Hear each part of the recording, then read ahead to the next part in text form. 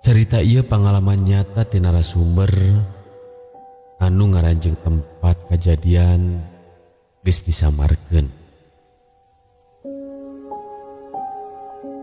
Cerita ieu bisa jadi pepeling keur urang sarerea. Yen dina kahirupan sapopoe, urang kudu inget jeung muntang pageuh ka nu maha kawasa. Anu mana tina ngalakonan hirup ulah nepikeun ngahalalkeun sagala rupa cara sangkan tujuan hirup urang ka sorang.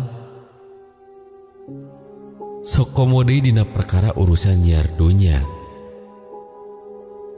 Nepi kami gawe hiji pagawean anu sifatna musrik.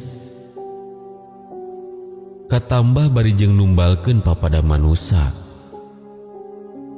Naon halna ngeunaan carita anu rek didongengkeun ku kuring dina deungeut ieu.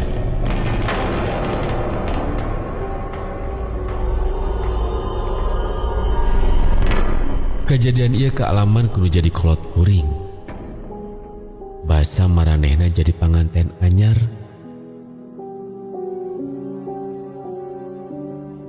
Sebut ngaran bapak kuring nyaeta Pudin. Indung kuring ngaranna Sumiati. Kolot kuring duaan pugu asli nama ti Panjalu. Sanggeus kawin, kolot kuring mutuskeun ngontrak imah di daerah Ciamis. Imah anu dikontrak teh imah petakan anu ngajajar 3. Kolot kuring milih imah kontrakan teh anu posisina di tengah. Imah anu jerona teh ngan aya hiji kamar jeung ruang tamu. Memang mantes jang kolot kuring anu harita mah masih keneh panganten anyar. Hirup ngan ukur duaan. Saban poe kaliwatan ku kolot kuring. Eueuh anu aneh di eta imah teh. Tapi sanggeus sababaraha bulan ti harita, nu jadi indung kuring mimiti ngandung budak kahijina.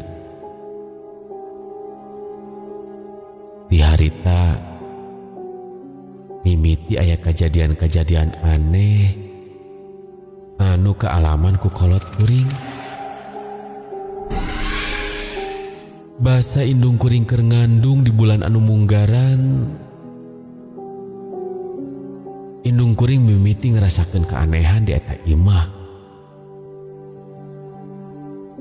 Di mimiti sora siga aya anu keur ngoetan tembok unggal peuting.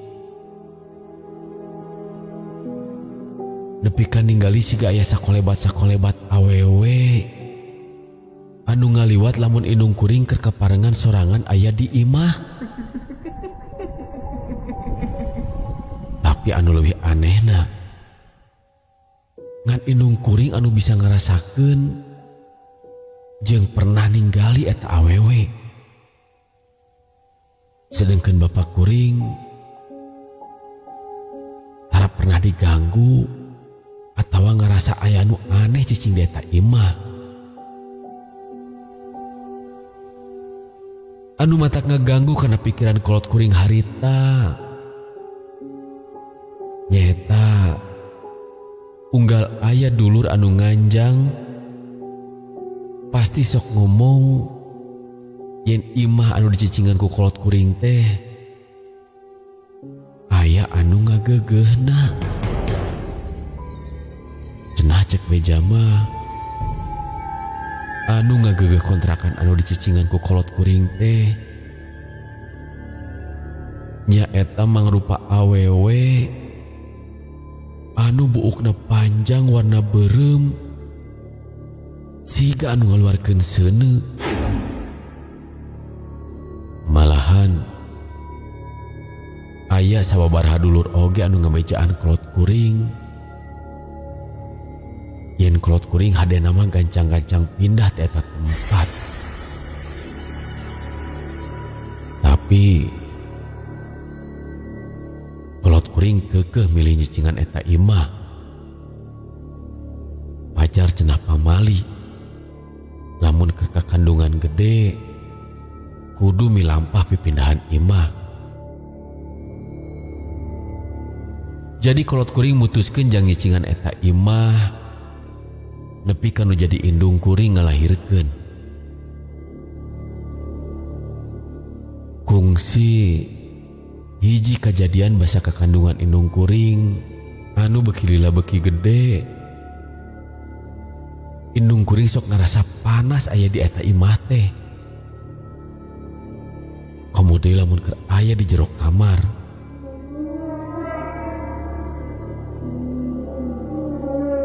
Malahan nu jadi indung sok ngomong.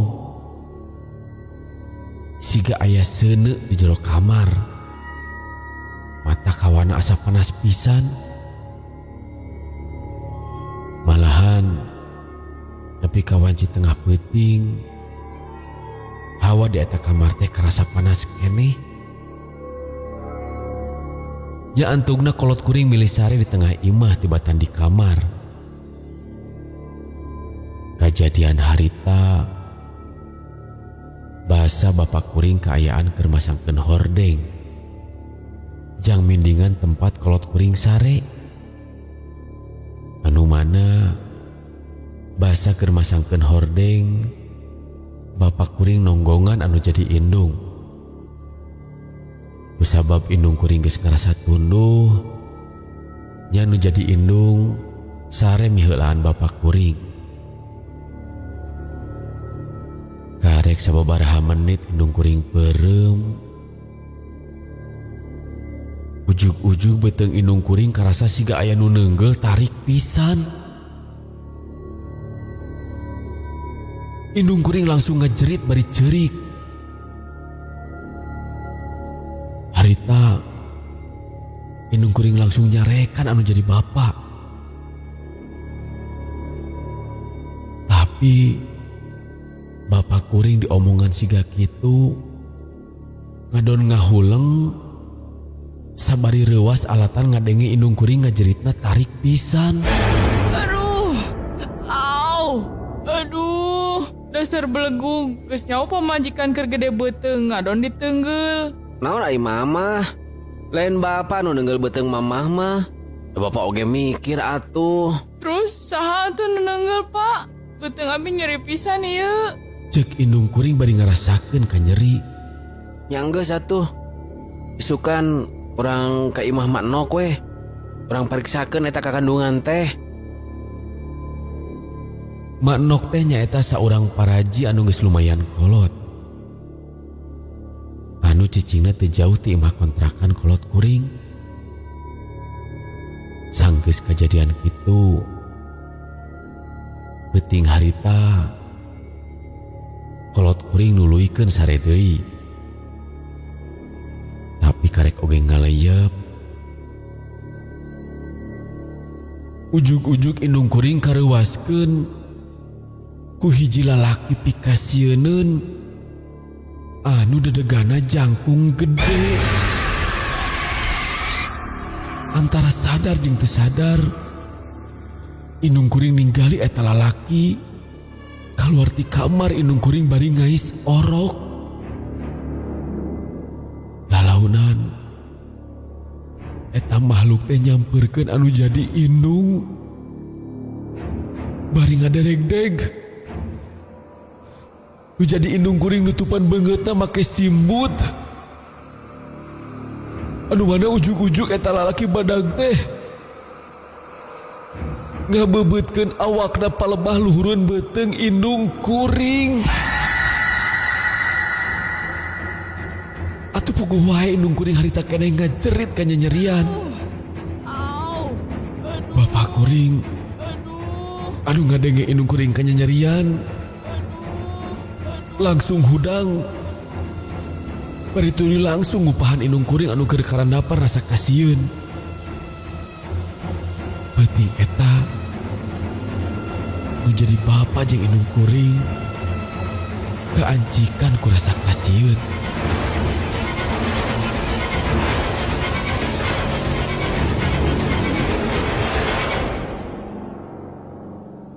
Nepi ka wanci isuk geus datang. Anu jadi anehna basa harita beuteung indung kuring teu naon. Manehna teu ngarasakeun ka nyeri siga anu dirasakeun basa keur peuting tadi. Kumaha mah?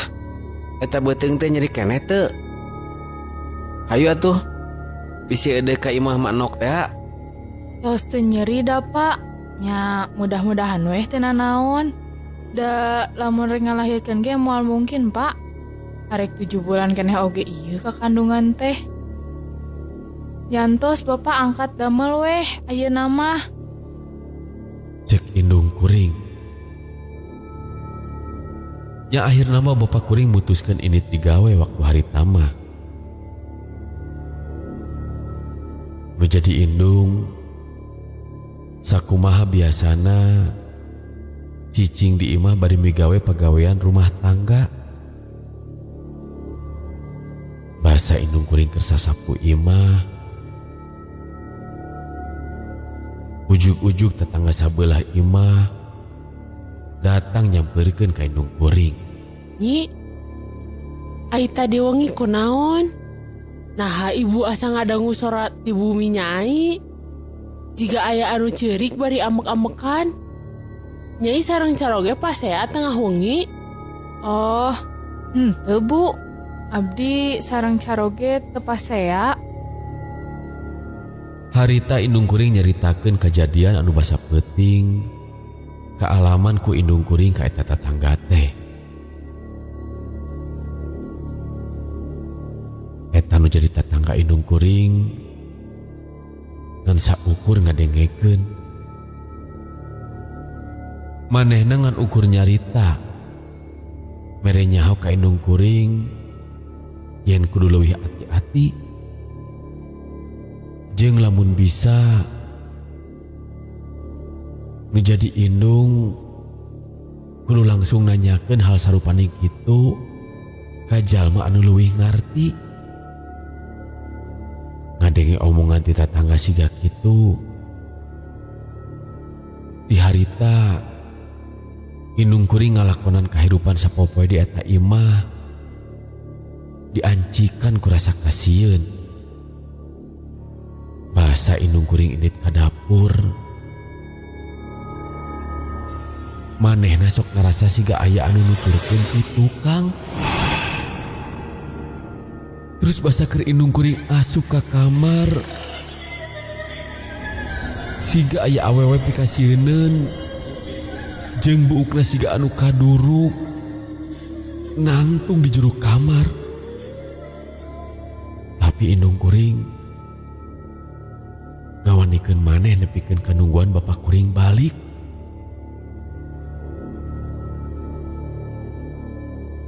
Basa dina wanci jam 3 sore. Ujug-ujug indung kuring ngarasakeun beuteungna nyeri siga anu dipurilitkeun. Tuluy bari dituturkeun ku kaluarna getih. Campur cai ketuban anu kaluar tina palebah palawangan indung kuring. Nya harita indung kuring gogorowokan minta tulung ka tatangga.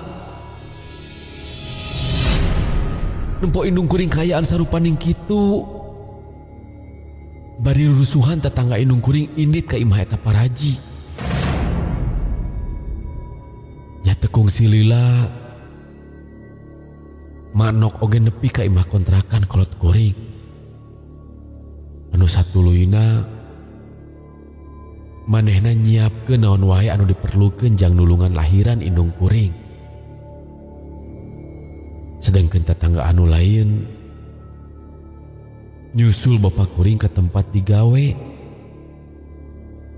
Maksud rek mere nyaho yen indung kuring rek ngalahirkeun. Astagfirullahaladzim. Budak Nyai teh tos teu aya Nyi. Budak Nyai tos ngantunkeun dina jero kakandungan. Tapi posisi budak teh dina kaayaan nyungsang.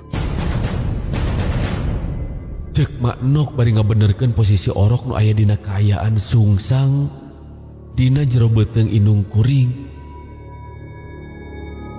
Dina kaayaan anu keur ngagetih sarupaning kitu, bapak kuring tungtungna nepi ka imah. Anu langsung harita keneh asup ka kamar muru anu jadi indung kuring. Mak, kumaha kaayaan pamajikan jeung budak abdi mak? Nah siga kieu kondisina. Meni loba getih anu kaluar mak. Jang. Budak anjeun tos teu aya. Budak Ujang teh tos ngantunkeun dina jero beuteung. Tapi ieu posisina nyungsang. Jadi rada hese keluar jabang bayina. Pamajikan Ujang oge ngagetihna loba pisan. Jadi cik pangneangankeun opat siki lah batu bata. Kek mak bakal dipake jang ngaganjel cangkeng pamajikan Ujang pada eureun pendarahanana jeung meh balik deui posisi orokna. Sanggeus nyaho kitu, bapak kuring buru-buru neangan sababaraha hiji batu bata. Sanggeus manggihan, eta batu teh dibikeun ka Mak Nok. Katempo harita eta paraji nuluykeun pagaweana. Bari babacaan jampe jeung doa-doa keur anu jadi indung kuring. Tekung silila kaayaan indung kuring anu keur ngagetih oge geus eureun. Tapi eta posisi orok teh masih keneh sungsang. Bari jeung dina kaayaan anu geus maot dina jero beuteung keneh. Tangtuna dina kaayaan siga kitu mah jadi hese pisan jang awewe bisa ngalahirkeun kalayan normal. Kurang leuwih jam 4 sore eta paraji nyarita anu jadi bapak kuring. Yang ayeuna mak rek balik heula sakedeungnya. Rek sholat asar. Insyaallah ke geus asar orok Ujang bisa keluar. Mak jaga pamajikan Ujang tong poho jikir tuluy-nya. Tapi Ujang jeung si Nyai tong reuwas. Namun engke eta budak lahir. Nah emang kunaon orok abdi mak? Oge bakanya sorangan jang. Cek Mak Nok. Harita Mak Nok tuluy balik ka imahna. Sangkan ngalaksanakeun heula kewajibanana.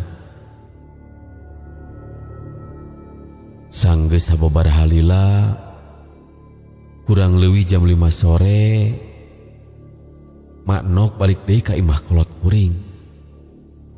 Anu satuluyna migawe deui nulungan anu jadi indung kuring ngaluarkeun orok anu puguh geus eueuh nyawaan dina jero beuteungna. Sok Nyi, sok. Ayo, sok. Saeutik deui Nyi. Sok saeutik deui. Ayo, Nyi. Ayo. Ieu tos kaluar sirahna sok. Tarik napas Nyi. Tarik napas. Sanggeus ngaliwatan usaha anu pinuh kasusah. Antugna eta orok teh kaluar, tapi dina kaayaan geus maot. Astagfirullahaladzim. Maranehna bareng ngucapkeun istighfar. Basa ningali eta jabang bayi. Eta orok lalaki teh gobrang kadunya dina kaayaan anu pikawatireun. awakna geus geuneuh sehingga jalma anu geus dianiaya. Anu leuwih getirna pisan nya eta duanana suku orok eta teh aya dina kaayaan tibalik. Keneung suku aya di hareup, sedengkeun ramo suku aya di tukang. Ningali kondisi orokna anu kitu, indung jeung bapak kuring harita keneh ceurik alatan dandangan kasedih.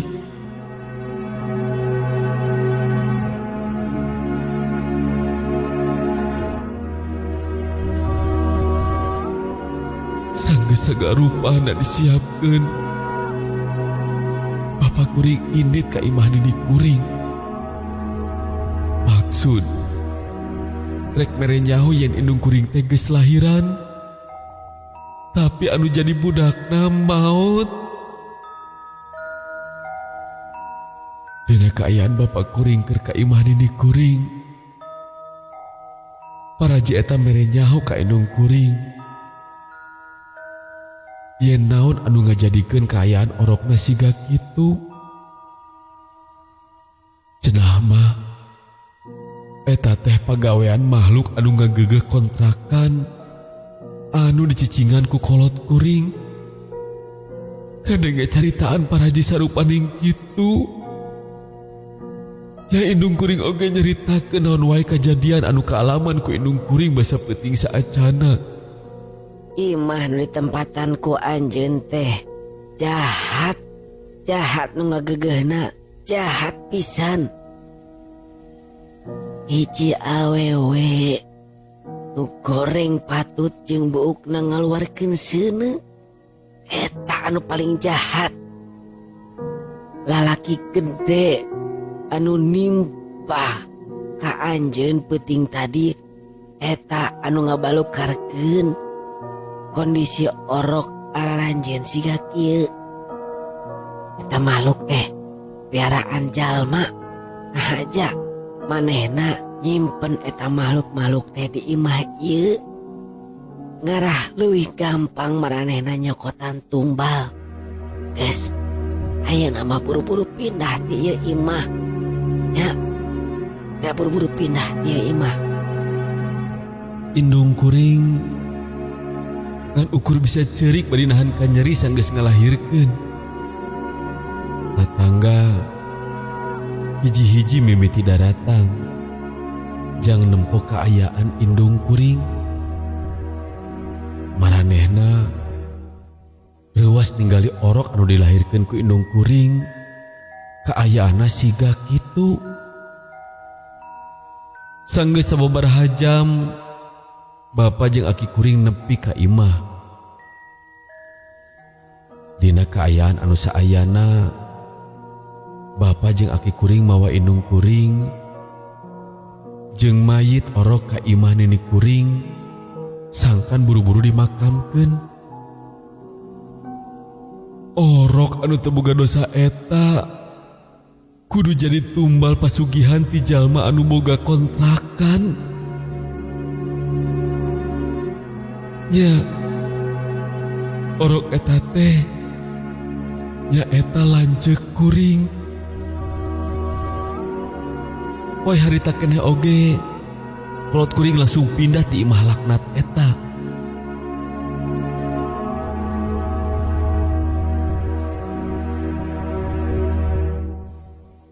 Dua tahun sanggeus kajadian eta, indung kuring ngalahirkeun kuring. Bahasa umur kuring leutik keneh menjadi indung kebenaran datang ke tempat eta deui jang manggihan babaturanana. Tatangga indung kuring harita mere nyaho soal kaayaan imah anu kosong sanggeus ditinggalkeun ku kolot kuring.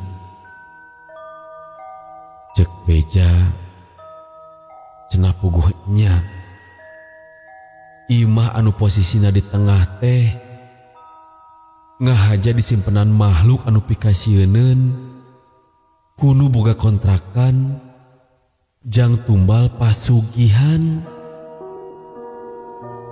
ting kaparengan atawa henteu. Tapi unggal jalma anu nempatan eta kontrakan teh sok panganten anyar jeung unggal kekandungan atawa ngalahirkeun pasti eta orok aya dina kayaan anu geus maut.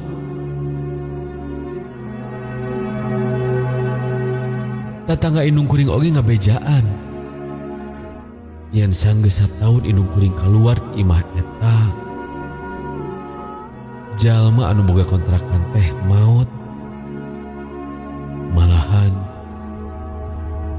basa keur sakaratul mautna oge aya dina kaayaan anu pikawatireun